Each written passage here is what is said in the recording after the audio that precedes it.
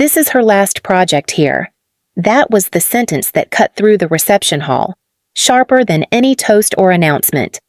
Drew Halden, the CEO's son, said it directly to the woman standing beside him, Adriana Steele, the chief executive of Aurelius Defense. His tone was smooth, confident, and completely certain, as if he were handing down a verdict rather than speaking about a person standing only a few feet away. I felt my name vanish from my own body. I was Lily Winslow, senior security lead at Stratadine Systems, but in that moment I was just the silent figure everyone was suddenly staring at. Forks paused.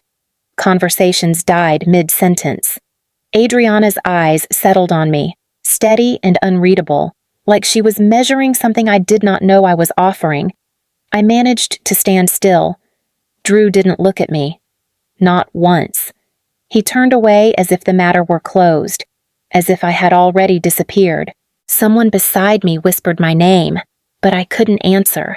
I kept replaying his voice, those 6 words, trying to understand how he could strip 8 years of work from me in less time than it takes to lift a glass. I told myself to breathe, to finish the evening without falling apart, to survive the humiliation without showing it on my face. I made it through the presentations, through the polite applause, through the forced smiles and the people who avoided eye contact with me. Hours passed, though I barely felt them. The crowd thinned. The reception staff began collecting empty glasses and folded napkins. I kept near a corner, waiting until it was safe to leave without drawing more attention. That was when I saw Adriana Steele walking toward me. No assistants, no entourage, just her. She stopped in front of me and spoke quietly, like this was a continuation of a conversation we had not started yet. "We need to talk." Her voice carried none of the coldness Drew had shown earlier.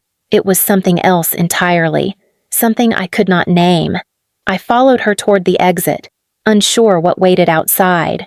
Adriana did not speak until the doors shut behind us. Her heels clicked once on the pavement before she turned to me. "Start from the beginning. Ms. Winslow," she said. "Why did he announce your removal tonight?" Her voice was calm, but there was nothing casual in it. I expected irritation, maybe even blame. What I did not expect was precision. Each word placed like she was disassembling a device to see how it worked. "I honestly don't know why he chose tonight," I said, but the decision wasn't sudden. Adriana studied my expression, not reacting. "It started months ago," I added quietly. "Drew has pushed me out of key meetings. He's rewritten parts of my reports without telling me. Tonight was just the public version of something that began long before this event." A vibration buzzed in my hand. I glanced at my phone. A message from Colette. One of my analysts appeared on the screen. "They planned this. I'm sorry." My stomach tightened, but I locked the phone before Adriana could read anything on my face. She stepped a little closer. "What exactly has he been rewriting?" "My vulnerability assessments," I said. He wanted the quarterly review to look cleaner. I would not sign off on it. After that, things changed. Changed how he began sidelining me, assigning my responsibilities to people who had never touched defense-grade systems. When I pushed back, he implied I was being dramatic. My voice wavered, and I hated that it did. Adriana noticed. Who else knew she asked? No one who could risk saying anything. I answered, "Most of them have families. I have a father with medical bills and a mortgage that eats most of my paycheck. I could not drag anyone else into my problems." Adriana folded her arms. "Thoughtful. You chose to keep your integrity, even if it cost you security. That is the only thing I had control over." She nodded slowly, as if something she had been waiting for finally settled into place. "Good," she said. "Now tell me what Drew was trying so hard to hide." "It started right after Drew's promotion," I said. "1 week he was a strategy consultant with no clearance, and the next he was in charge of every review I submitted." Adriana's expression barely shifted, but her attention sharpened. "He called me into his office the first day," I continued. "He smiled the whole time, like we were partners on the same mission. Then he told me my vulnerability reports sounded too dramatic and needed to be toned down for the board. What did he mean by that? Adriana asked. He wanted me to remove entire sections. Actual risks. He said our clients preferred confidence, not noise. When I reminded him that defense systems do not care about confidence, he told me I needed to adapt to the new culture. Adriana's jaw tightened. A breath caught in my throat as I remembered the shift that followed. Then the meeting invitations stopped. At first I thought they were oversights. But it kept happening. Strategy briefings, integration sessions, even client calls I had led for years. And no one questioned your absence, she asked. I had people asking me later why I didn't show up. I said, they assumed I knew, but the messages never arrived. The invites never hit my calendar. Adriana angled her head, studying me more deeply now, and the memo she prompted. I felt heat rise under my skin. A company-wide announcement went out in early March. It said leadership had identified resistance to cultural modernization in certain departments.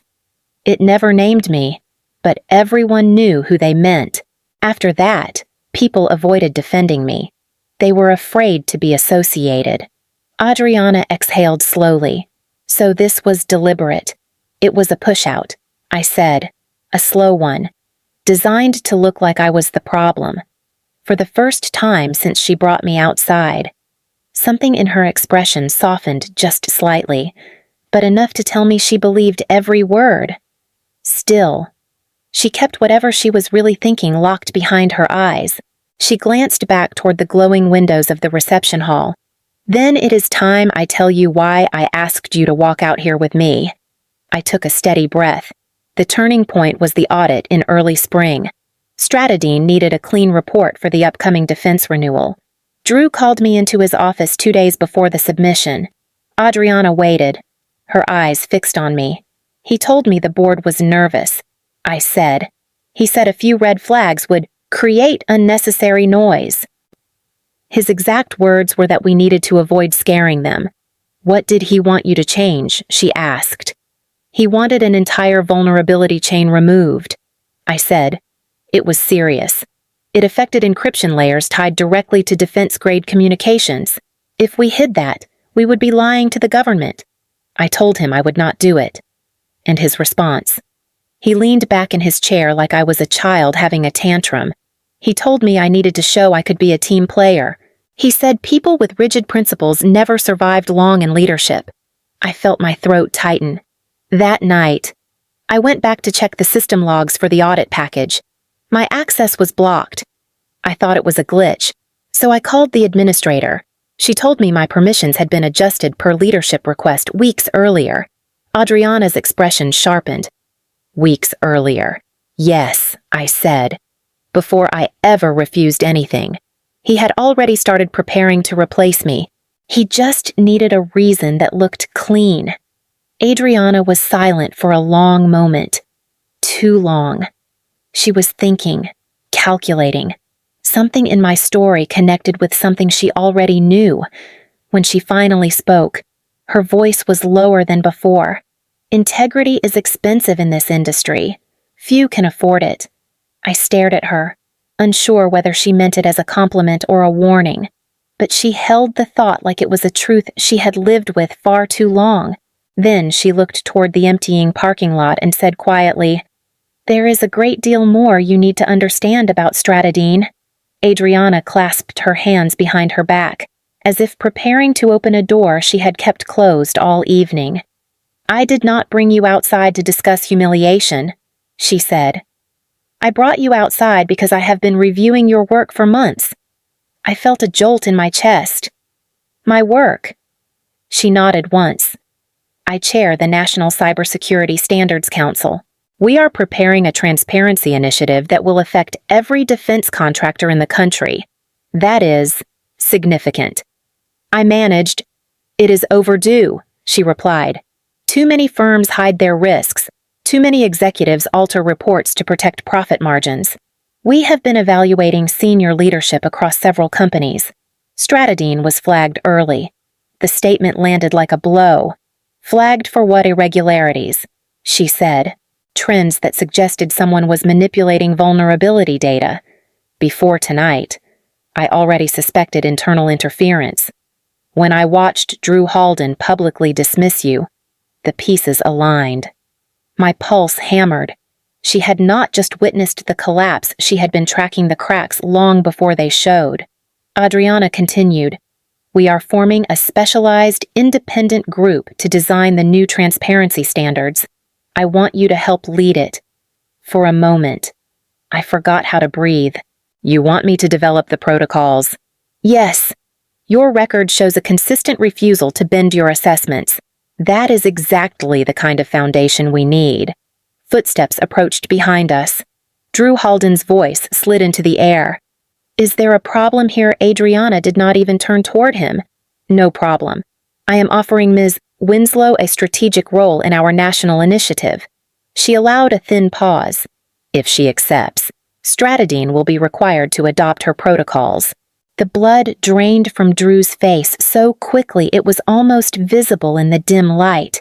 His mouth opened, then closed, as if searching for an argument he could not form. I stood between them, his panic vibrating through the silence, her authority pressing forward with calm certainty. Adriana finally looked at me fully. "The decision is yours, Ms. Winslow." The fallout began before sunrise. My phone lit up with a string of emails from Stratadine's human resources team, cold, rehearsed paragraphs about reputational impact, internal disruption, and concerns raised by senior leadership. None of them mentioned Drew by name, but every line carried his fingerprints. By mid-morning, a notice went out to the entire company that an unexpected personnel transition had occurred. I read it twice. They had erased what really happened and implied I had caused the disturbance at the reception. I called the HR director directly. "I deserve a clear explanation," I said. Her voice was rigid. "This matter is under board review. Ms. Winslow, you will be contacted when a decision has been finalized. Did Drew write that statement? I cannot comment on internal communications." Then the line went dead. Drew, however, was not silent. He sent a short message from his personal number. "Whatever conversation you had last night changes nothing. Back off." It was the closest he had ever come to sounding afraid. By evening, 2 members of my old team reached out quietly. One whispered that the board had met twice and that Drew had spent the morning trying to convince them I had undermined leadership. Another warned me that he had already started shifting blame toward my department. Just after 10, a knock sounded at my apartment door. No one was there, only a plain envelope on the floor. Inside were printed emails threads between Drew and his father, the CEO. They discussed altering vulnerability reports, removing risk indicators, and managing client perceptions. Every doubt I ever had snapped into certainty. This was the proof Stratadine had buried for nearly a year. I sat at my kitchen table, holding the pages with shaking fingers. Adriana had given me a path to expose all of this, but taking it would ignite a fire that could swallow people who had nothing to do with Drew's corruption. Good engineers, analysts, people I had trained and trusted. The envelope lay open in front of me, daring me to choose what came next. I met Adriana the next afternoon in a quiet conference room at her temporary office in Colorado Springs. She stood as I entered, studying my face before saying anything. "Have you made your decision, Ms. Winslow?" "I have," I said. "I will accept the role under one condition." Her brows lifted slightly. "Name it." "The new standards must include protections for whistleblowers, real ones. And the protocols need safeguards for employees who followed orders they were not in a position to question. The people under Drew should not be punished for his decisions." Adriana considered my words carefully. "You want transparency without collateral damage. I want a system where the right people are held accountable," I said, "not the ones who kept the lights on while leadership cut corners." After a long pause, she nodded. "Agreed. I will ensure those clauses are included." A weight settled off my chest. It was not victory, just the permission to move forward without betraying the people who mattered. I reached into my bag and set the envelope of internal Stratadine emails on the table. This came to my door last night. Someone wanted me to see the truth. Adriana opened the packet and scanned the first page.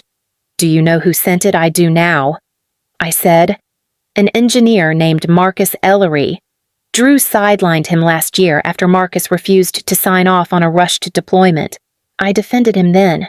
I guess he remembered." Adriana closed the packet with deliberate care.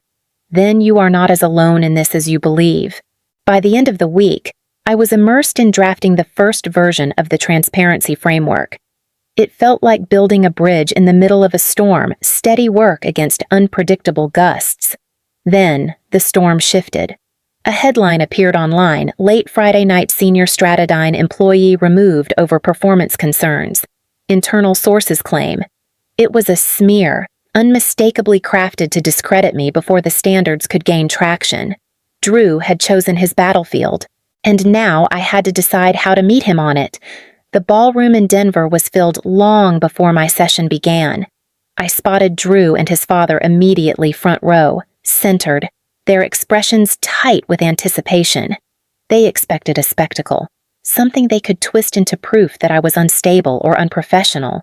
Adriana stood beside me backstage for a brief moment. "Present the work. Nothing more. Nothing less," she said. "The truth will do the rest." I walked onto the stage to steady applause. My pulse thudded, but my voice stayed level.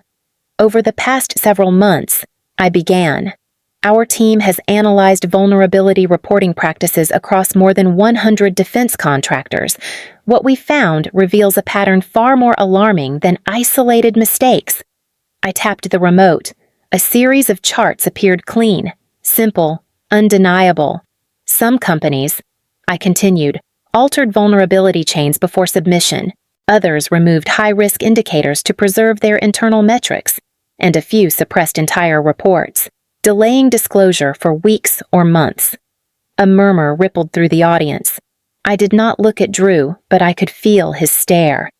"These patterns," I said, "compromise national security. They allow weaknesses to persist in critical systems, and they put lives at risk. Our new transparency framework requires standardized reporting, independent verification, and immediate disclosure protocols." The next slide displayed anonymized case studies companies labeled only as Contractor 1, Contractor 2, Contractor 3. The shapes of the data were unmistakable. Stratadine's footprint sat right there on the screen without ever being named. Drew's father sat rigid. Drew's jaw locked so tightly I could see the strain from the stage. I moved to the final slide. To rebuild trust, these standards must apply across the entire sector. Before I could continue, a government representative stepped to the microphone. "The department has reviewed the preliminary framework," she said. "Effective immediately. All defense contractors will be required to comply." The room erupted shock, whispers, protests. Drew slumped back in his seat, the reality settling on him like a weight he could not lift. He could no longer hide what he had buried for so long. I lowered the remote and let the noise wash over me. The truth was no longer a secret he could control.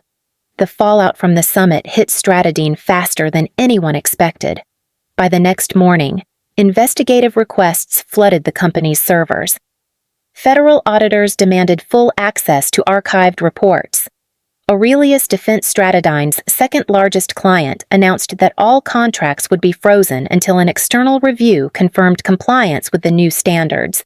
I heard all of it secondhand calls from former teammates, hurried messages from people who once avoided saying my name in public. The silence inside the company had cracked open.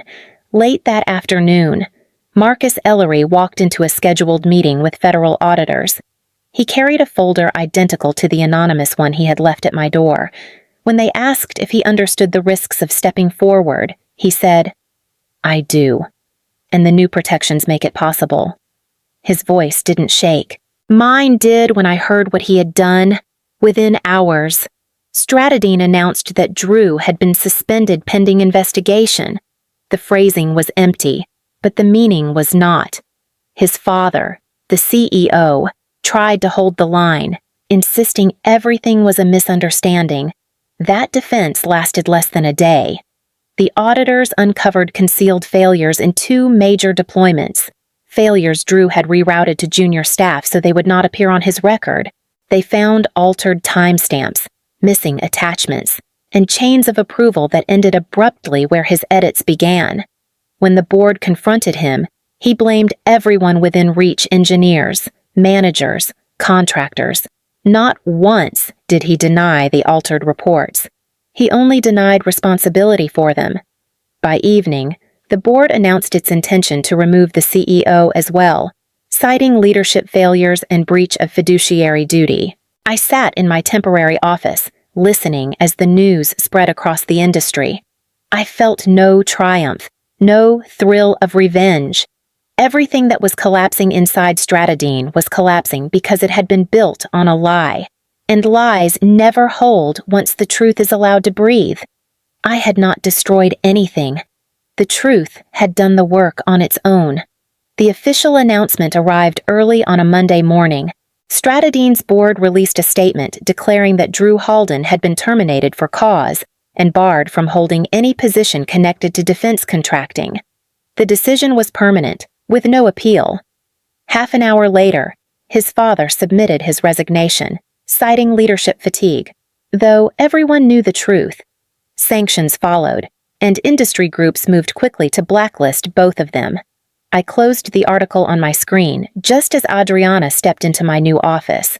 "You handled the last few weeks with remarkable restraint," she said. "I did what needed to be done." I replied. She studied me, her expression softer than I had ever seen it. "Do you regret not going after them harder?" "No," I said. Revenge burns hot and fast. But changing the landscape so people like him can never thrive again, that lasts. Adriana smiled.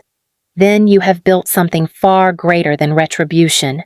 The desk behind me was stacked with early drafts of the national transparency standards. Over the past month, contractors across the country began adopting the framework. Some did it quietly, others held press briefings. The shift was real slow, but undeniable. I pulled a single folder from a drawer, the one labeled Origin Point.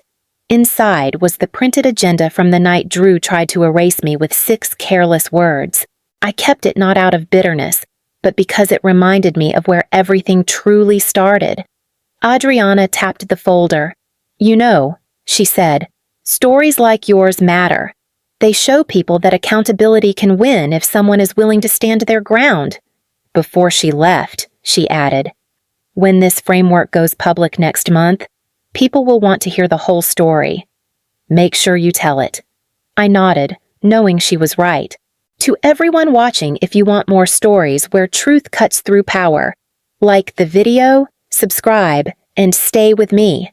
There is more to tell. Sometimes the moment meant to destroy you is simply the door to the life you were supposed to build, and walking through it makes all the difference.